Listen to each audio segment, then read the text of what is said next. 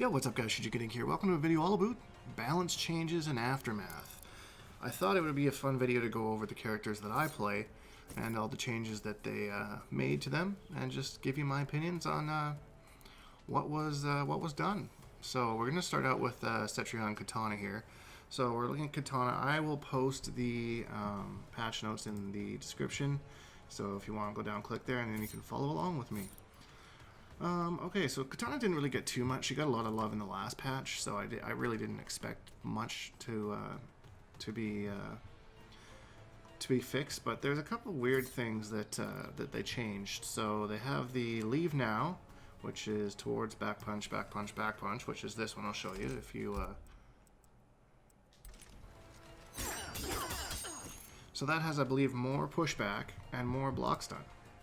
5 more block stun frames, which I don't really get why they did that, because that move was safe to begin with, and they just made it like slightly safer, I guess, because it was -7, and still -7 in the moves list, and now you just have more block stun on it.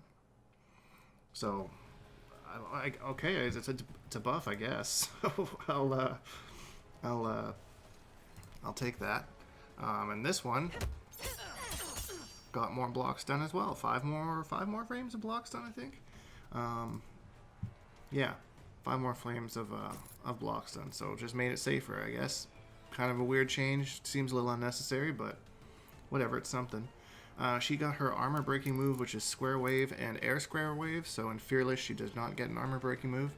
So we'll see how. I'm curious about that whole meta to begin with. How much the armor breaking move is actually going to come in to play, and like how important it's going to be once we get used to it and kind of get into our main thing. So and then just a couple glitch fixes, some blood on the wrong leg or something, and half blood stance, dive kick, losing trades against certain attacks.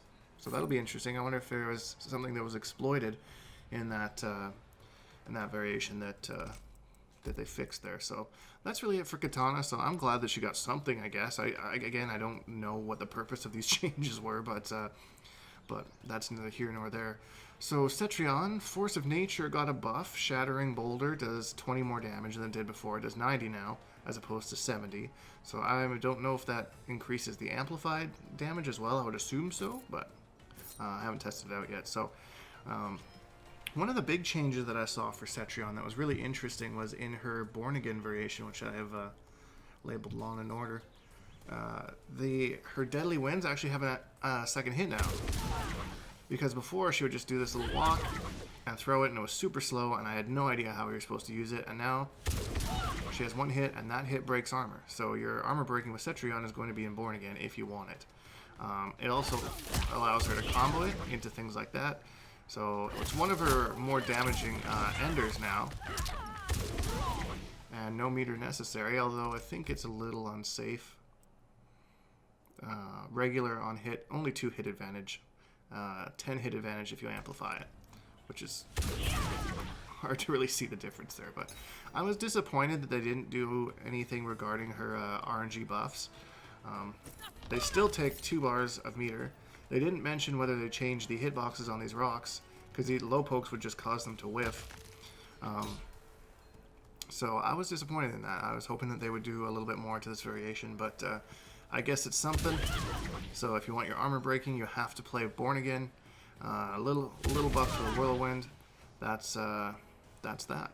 So moving on, let's go to the Outworld crew here of Baraka and Shao Kahn. So again with Baraka, nothing too crazy. This move, straight shank, can now be parried by both high and low parries. I think it's a mid. Is it high and low parries? My OBS is over top of my notes here. So you keep having to move it. Yes, high and low parry.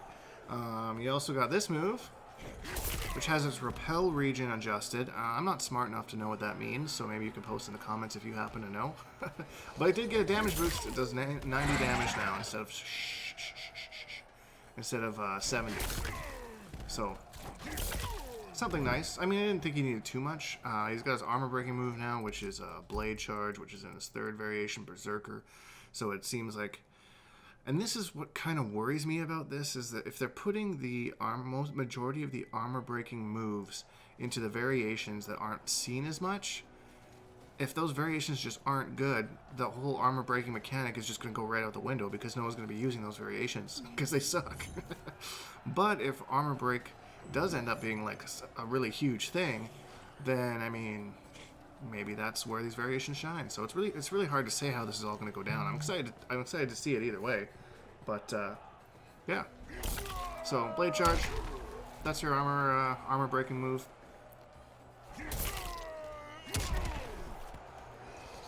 And yeah, fixed an issue with leg kebab. Something just visual, nothing crazy. But that's all the changes for Baraka. Just a couple quality of life things. Shao Kahn had a whole bunch of stuff, so I'm gonna switch to Shao Kahn now. Practice options. Let's go to True Kahn. I'm not 100% sure which one they buff the most, but we're gonna go with this. So fixed a visual issue with Shao Shimmy forward front kick when done in flip stance. Oh, so it's like, so that's always been a thing in Mortal Kombat games, is that the stance you're in can sometimes make weird things happen. It was a thing in MK9 where like some combos were only possible with open stance. It wasn't as big of a problem in MKX, and I have noticed it a couple times in MK11. So it is still a thing. I think it's just a property of 2.5 or 3D hitboxes in a 2.5D game or whatever. So, anyways, so yeah, so you will never win, which is this one here. Special cancel. Shao Kahn, players have been asking for that for a long time, and he does really decent damage off of it, you know. So, I mean, it's a good change for him. So, yeah. So, and this one now hits as a throw. I'm unclear if I've set him to duck though. Whoops. What am I doing? Oh yeah, it has to hit. Yeah, so you can just low profile it if you want and then punish it. But if you're blocking, it's going to catch you. It doesn't matter where you're blocking. So you have to make sure that you let go of blocks. That's how ticks work in this game. So, anyways, that was an interesting change I didn't think was necessary, but he got it. So, Dragon Toe. So away front kick now does 70 damage. 16 startup frames down from 17, so 1 startup frame faster, 1 more active frame, 7 less recovery frames on hit. So maybe that makes it so he can actually combo off it a little bit easier. Yeah, 9 less recovery frames on block or miss. So what is this on block? It has a different hit reaction with reduced combo damage scaling. So you can actually, they basically just gave him another launcher here. But still minus 14, so you still want to be careful. You just don't just want to throw it out, but you can get a little bit more combo damage now. And you have one more option. And like, look at the range on this thing. It's crazy. It's almost like half screen. So, really nice change for Shao Kahn there. Kahn kick towards back kick now does 90 damage, up from 70. Is that it? That's it. Now it's nice. So a little bit more damage there, plus being plus on block. I mean, it's a good move. And it's a mid. Shoulder charge amplified down now has new visual effects and 18 startup frames. Now, the issue before was that you couldn't do it on block. You still can't do it on block. I don't see the point. I guess that's his armor break move. So, if you're using it in a combo or something, I guess, you knock them off, they break away, you hit them out of it, that's your armor break move if you use the overhead at the end. So, there you go. Spear Charge Amplify has 7 less recovery frames on hit. Well, interesting. Okay, they buffed that variation a little bit. Head Victim region adjusted while performing Scum Grab, which now has an adjusted hit region and now breaks armor. So that's his breakaway grab, which, yeah, they were talking about, and I totally blanked out in my video yesterday that, yeah, no, that would be useful for breakaways. That's the main reason. Duh, that makes sense. Adjusted the hit region of Ground Shatter, which has 2 more frames of hit advantage and does a different air hit reaction. Is that the move I think it is? Ground Shatter. Yeah, it's this one. So that has a little bit more hit advantage, eh? And I wonder if it changed in the air. Yeah, because it was +5 before, so now it's +7. So then you get a little bit of restand, especially in the corner. So let's turn our frame data on here, and we'll see, because I think it was -1 before. So it would be +1 in theory now.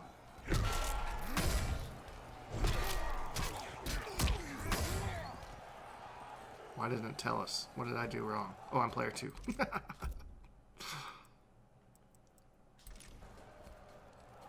Okay. Oh, so it's +7. You get a +7 restand now. That is crazy. That is so crazy because it was -1 before. So now, man, that's, I mean, true con. Come on, man. Wrath Hammer, when reflected, no longer counts towards Crushing Blow requirement. So, really super excited for Shao Kahn here. Some really, really nice changes. I think that's exactly what he needed.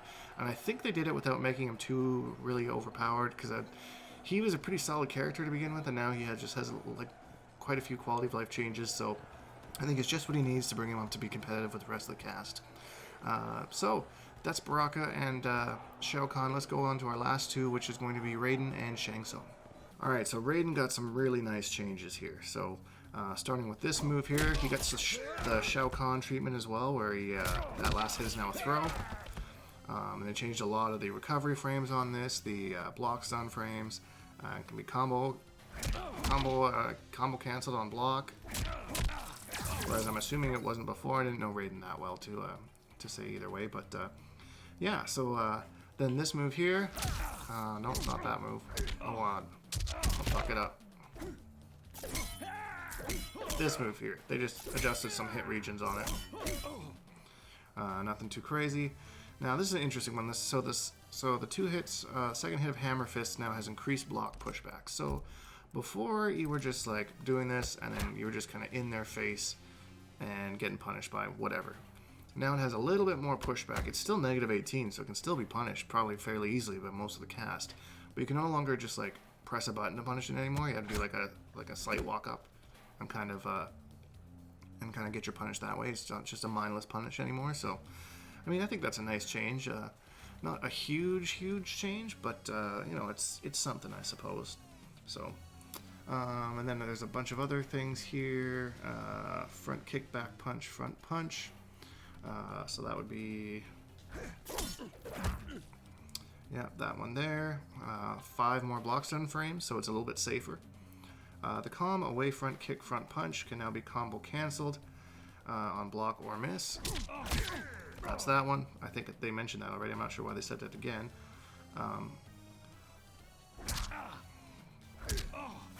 That one is away front kick, front punch, back kick.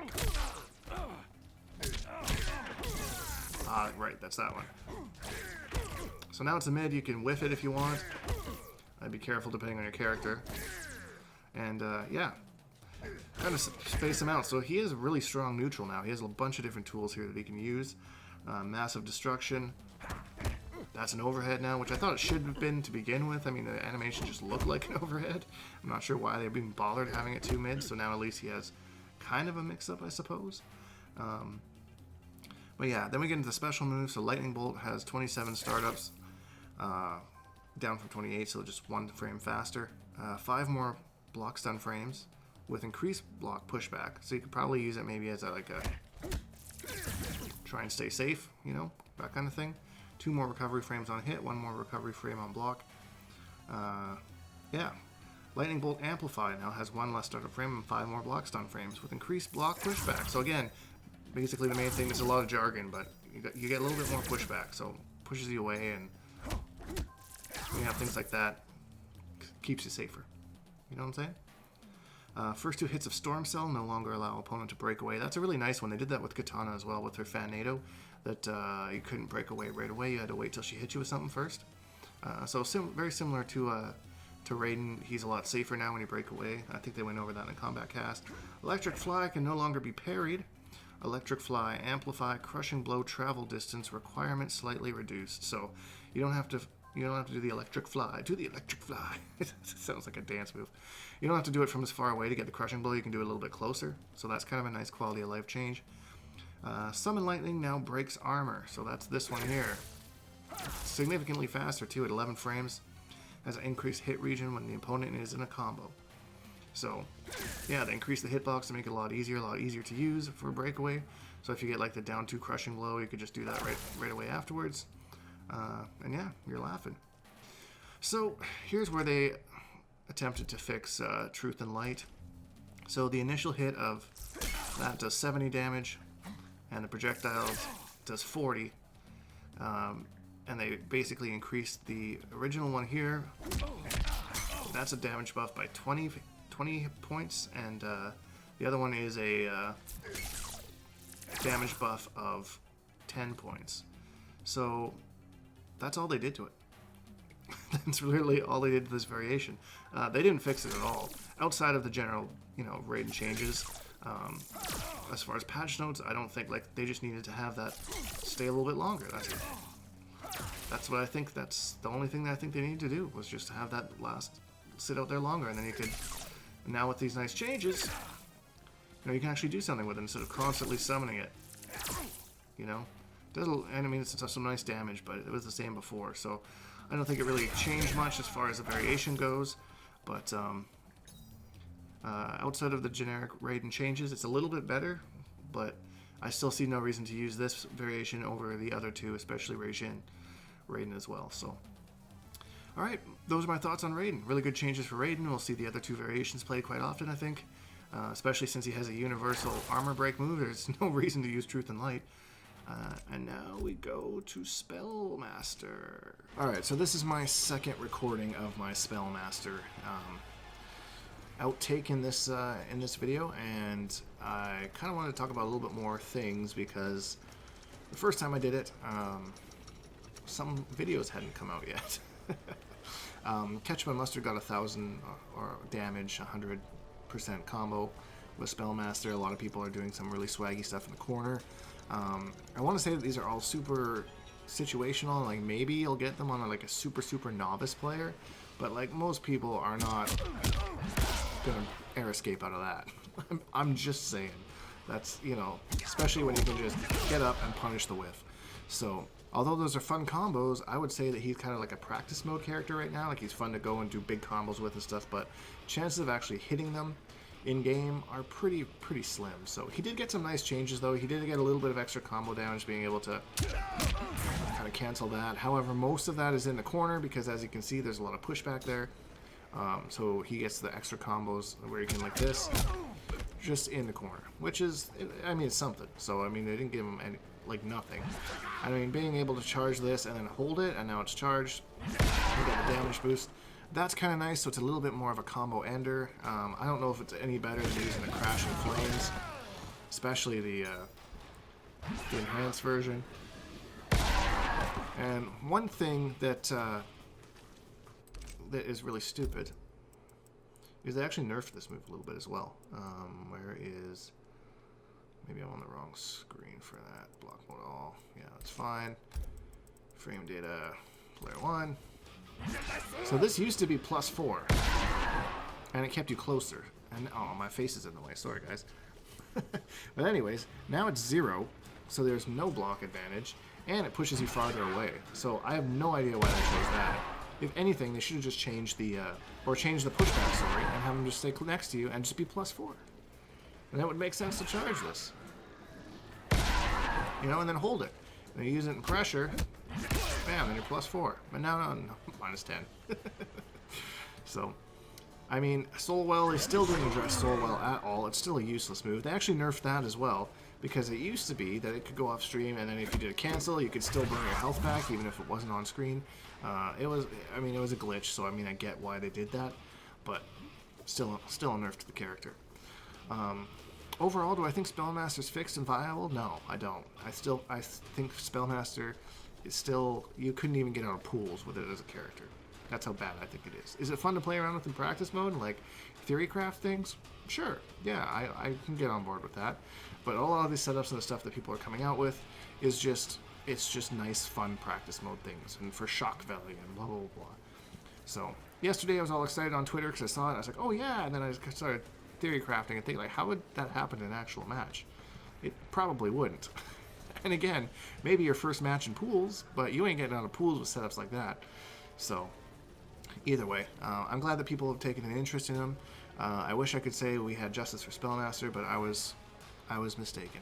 We did not have justice for Spellmaster. He still lacks a lot of damage, albeit with a little bit of a buff in the corner now.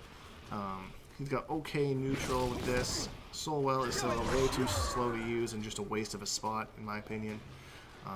This move Scatter Soul got a little bit better. I almost never would have used it before, and I honestly really didn't. But now it kind of gave me a bit of a reason to use it, and it's armor breaking. So if you want to armor break, this is your only variation to do so. So, anyways, guys, that's it. I just wanted to give you my thoughts on Spellmaster. I actually was gonna put this video up this morning, and then saw a bunch of the videos. I was like, oh, I'll take it down and investigate this a little bit further, and then I'll update you guys. So. If you enjoyed the video, please leave a like because it really helps me out, and subscribe if you haven't because we make new videos almost every single day. Hashtag bonehawks, all that stuff, and we'll see all you guys in the next video. I am steward of Chronicle's vision.